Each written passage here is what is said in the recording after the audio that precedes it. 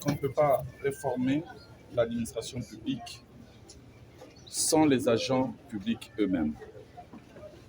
Des fois, l'on oublie que les militaires et les policiers sont d'abord agents publics de l'État avant d'être ce qu'ils sont, c'est-à-dire des agents travaillant dans le cadre de la sécurité, service de sécurité de notre pays. On a longtemps oublié cette vérité, cette réalité. Et le président de la République a demandé à ce que nous puissions changer des paradigmes, changer systémiquement les choses pour que ce dernier soit également pris en compte dans tout ce que nous sommes en train d'implémenter comme réforme sociale.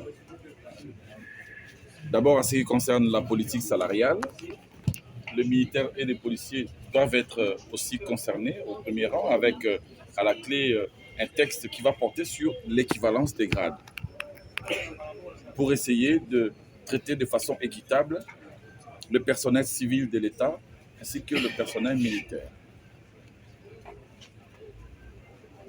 Le président de la République, chef de l'État, est porteur d'une vision qui est celle de professionnaliser l'armée et la police nationale congolaise.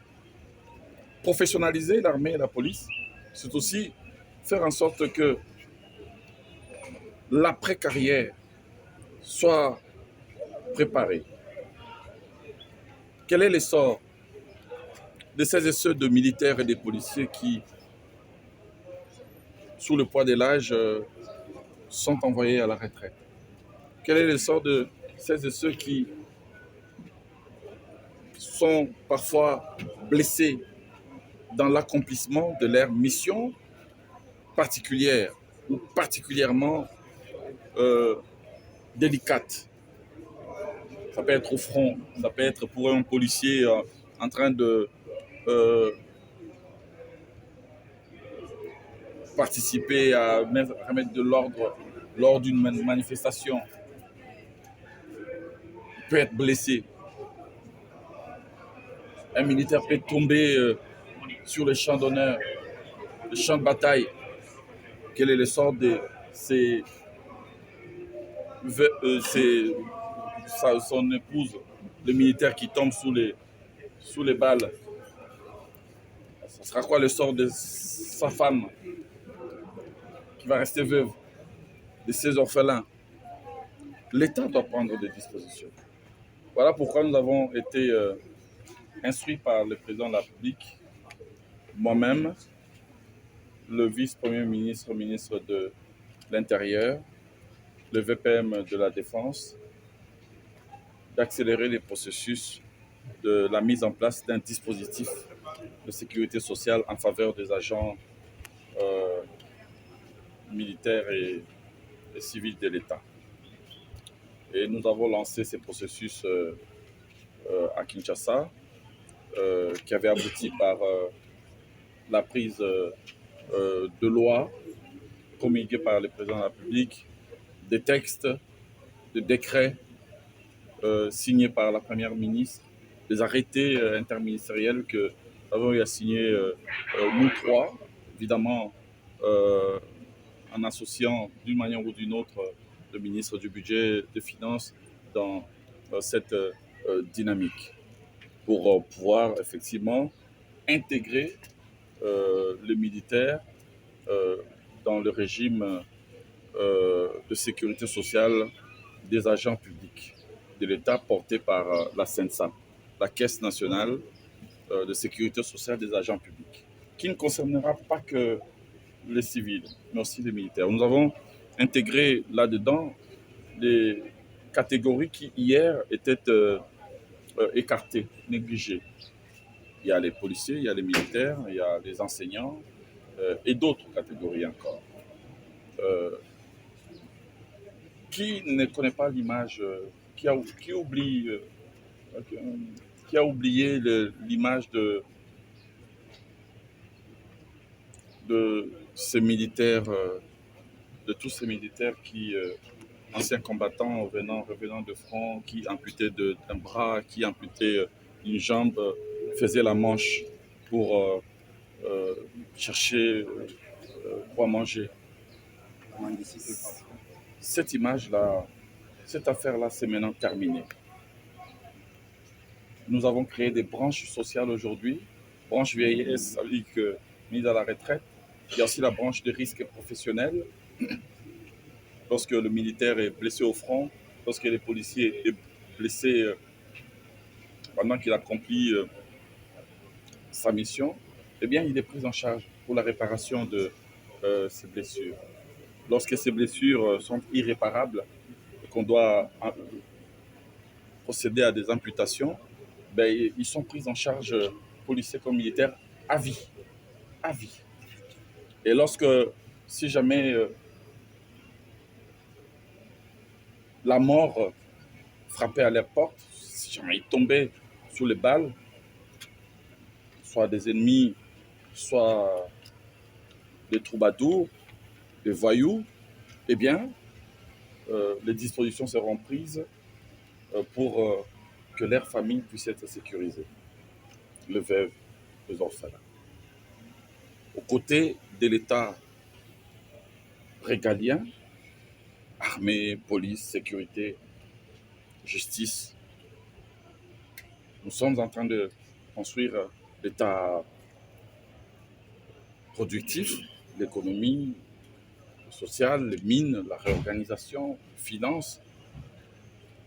Mais on n'oublie pas aussi la construction, et c'est ce que nous faisons là maintenant, à la demande du président de la République, eh bien la construction d'un État protecteur qui protège le droit des uns et des autres, de tout le monde, sauf personne.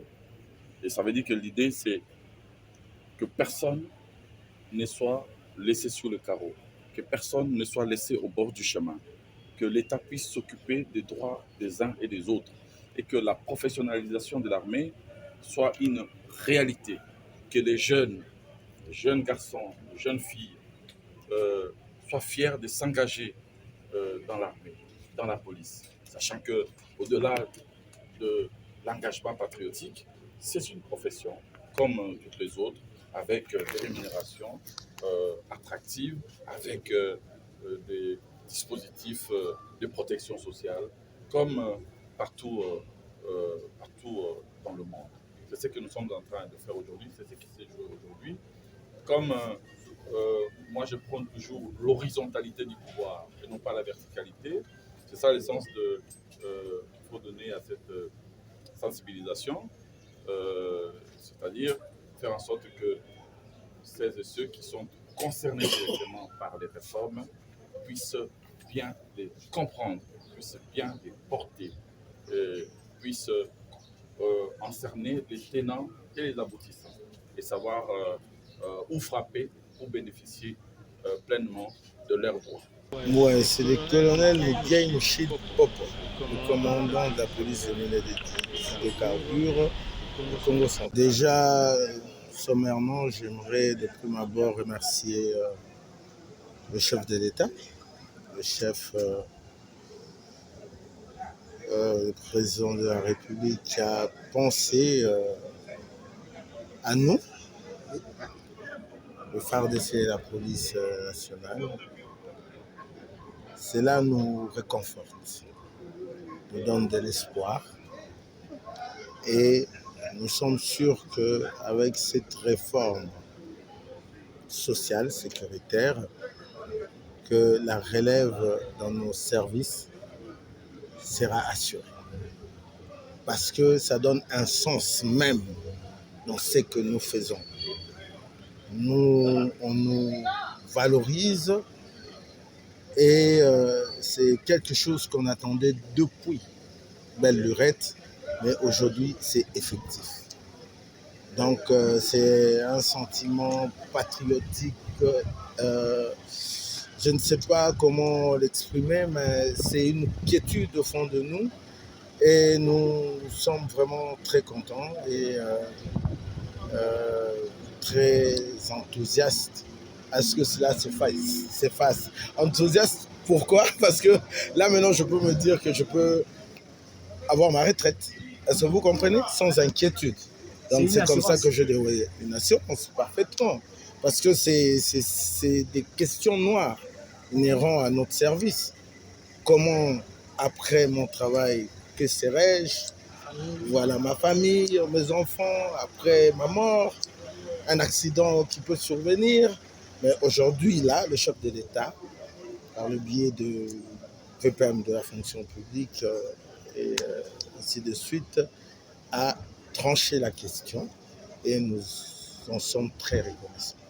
Le président de la République, le chef des armées et de la police nationale congolaise, avec tout nos profonds respects, nous lui disons carrément merci.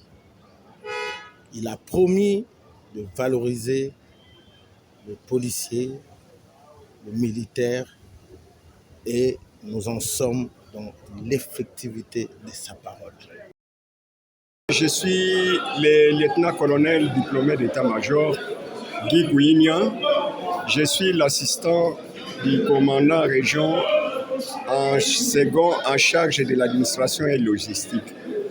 Alors, nous avons été sélectionnés pour participer à la sensibilisation qui était sous la présidence directe du vice-premier ministre, ministre de la fonction publique.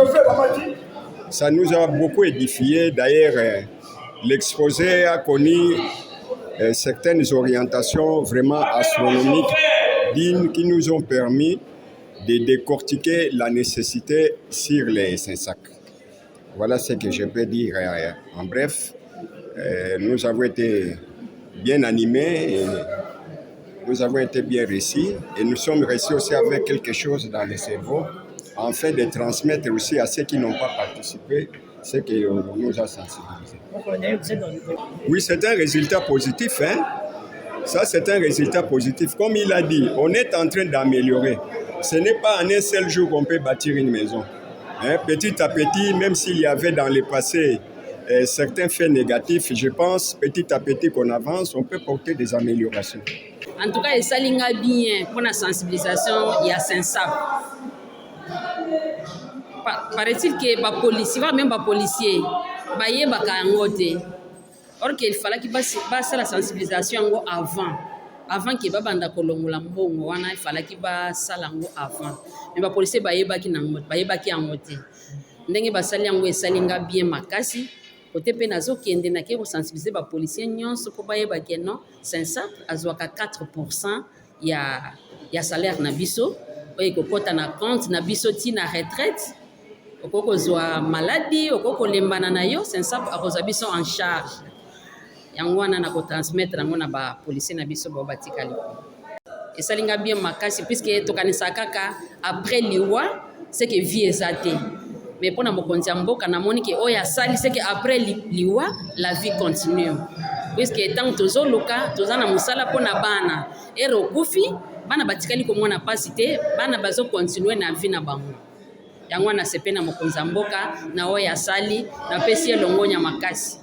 Bon, kombo na ngai ezali Monsieur Venant, nazali secrétaire informaticien na 2415, nazali brigadier. Bon, toyaki sensibilisation sur SINSAP, c'est-à-dire Caisse nationale de sécurité professionnelle des agents publics de l'État, de par laquelle pesi biso connaissance otozanga kinango, c'est-à-dire utilité ya kesi wana ezali nini. Utilité ya kesi wana ezali ke lelo na mo ya lelo policier azali sous négligé te ou bien soda tango nakala tozalaki okufi uzwi pension rémunération ezate eloko ezate mais à travers sensibilisation oyo tomoni ke sekoyo réforme ya sike esalemi oyo ezepesi biso droit biso pe tozala na mwa eloko bazali kobombela biso en cas ya maladie professionnelle, en cas ya retraite, en cas ya décès, en cas ya makambo ezali lié toujours na musala c'est-à-dire les lots aux alliés capables de se retrouver à travers Caisse nationale de sécurité sociale des agents de l'État. Le chef de l'État a toujours réformer parce que réforme yango nde ezali komema mosala ezala fiable, que ça soit na biso to na ba service mususu public ya l'État. Voilà eloko na koloba na chef de l'État étant que garant de la nation et chef des forces armées et de la police nationale congolaise.